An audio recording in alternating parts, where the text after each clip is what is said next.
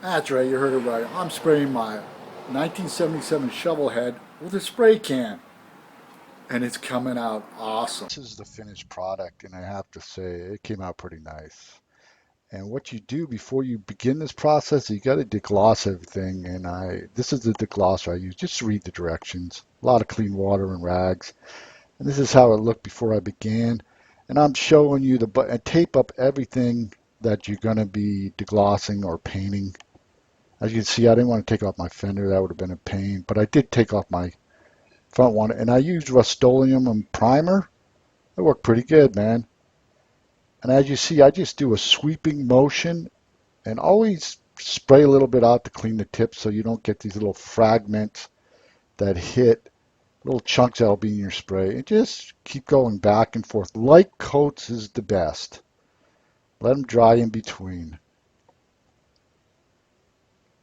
I did majority of the videotaping on the front fender because that was the easiest to film. And when you spray this primer on there, make sure you sand it before you put the first coat of paint on there.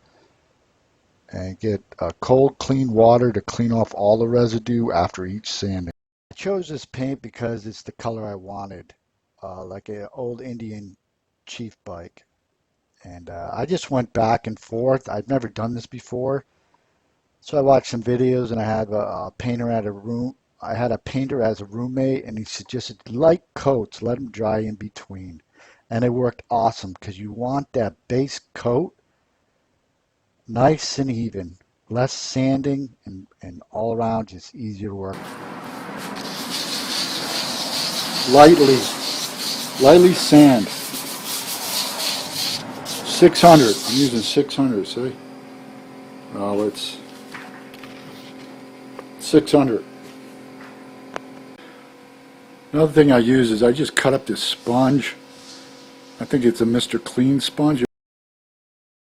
It works pretty good, so I just cut it, and I'm using it wet sand. It kind of keeps the sandpaper wet, and then it actually helps you kind of form it to the metal. There you go. Instead of buying a trick one, I just made one, so there you go. Easy.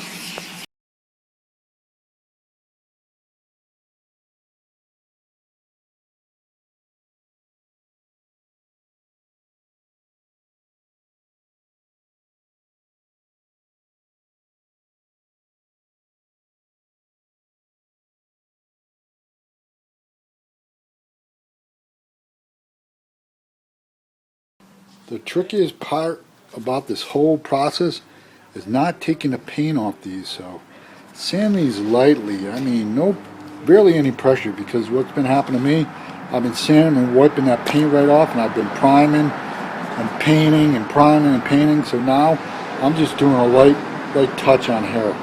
These things right here, anything like this, the paint will have a tendency to wipe off, so be real careful with these.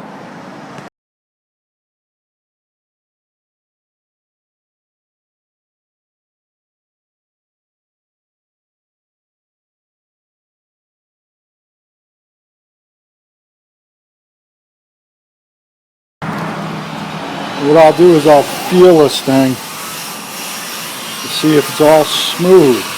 After I wipe it down with a rag, I'll even look at it.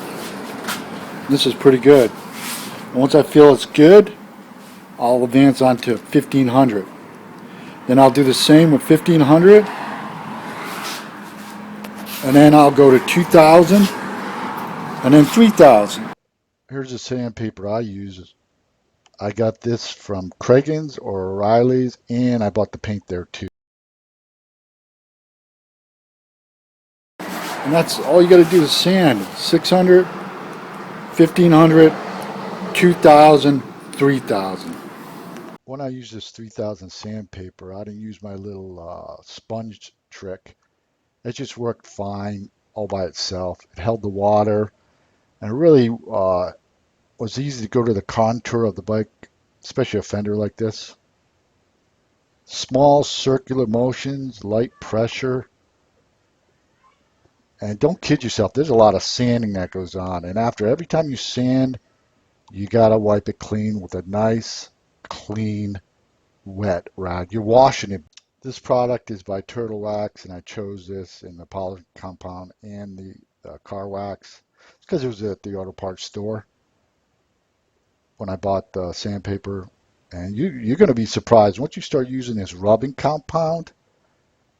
I have never done a project like this before, and I always assumed it was in the clear coat or the paint job. No, that's just the base. Once you get a good base on there, you start using this rubbing compound, then you start to see it shine. I mean, before that, I put clear coat and it wasn't shiny, and I was like, oh, what am I going to do? So I did research, and this is. And I'll continue to do that. Compound or damp rag, rub it on there, and we'll see if we can't bring the shine out on here. Now the fun begins. When you start using this polishing compound, the shine just comes out. I was like, the more I rubbed, the shinier it got. You talk about being happy. All that work was paying off. It will pay off if you follow these steps. And hit the subscribe below. And this is the only process that doesn't require you using a damp rag. Even the rubbing compound, do not wipe it clean after you're done. Use a wet rag on the rubbing compound and a dry rag on the polishing compound. And make sure they're cotton, not like a tack cloth, but like kind of rough. I bought these at Home Depot and they work excellent for this product because you want them a little rough for the polishing. So Looks like magic. Oh yeah, look at that. That's how you do it. I'll do the rest of the fender like that. Rubbing compound. Polishing compound, turtle wax. You need a rough rag, dry. These are all dry, and another cotton towel. And that's what you get. And I'll do the whole fender like that. We'll go from that. We'll take a picture of it. Look at that shine. The whole thing I'll shine up right now.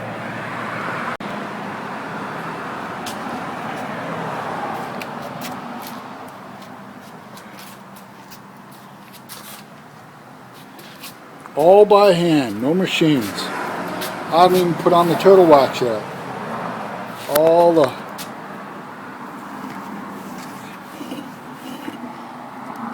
not even done yet. That's it for today. I'm tired. But you can do this. As you can see, oh yeah, by the light, and plus the other videos, it's getting there. It's all done by this. Sandpaper, buffing compound, rubbing compound.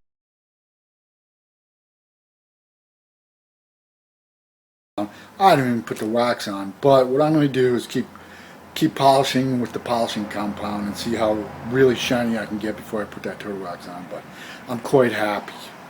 Man, when we started this project, it was not shining up. I actually went onto YouTube, watched a couple of videos, but they use some machines. Mine's all hand. I didn't want to burn anything or nick my paint, and it's coming out beautiful.